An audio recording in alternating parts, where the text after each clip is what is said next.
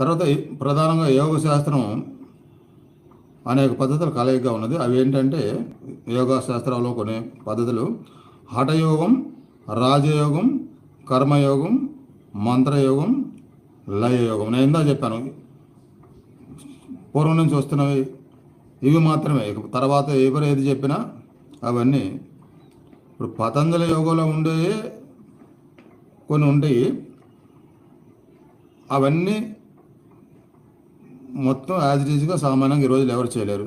పతంజలి యోగా అంటే దాని ఒక రకంగా హఠ యోగా అని కూడా అంటారు. చాలా కఠినంగా 300 ఆసనాలు, శరీరాన్ని ఎట్లయినా సరే ఇవన్నీ ఆ నియమాలు పాటించైనా శరీరం మొత్తాన్ని స్వాధీనంలోకి తీసుకొని అంత కఠినంగా చేస్తే హఠయోగా అంటారు.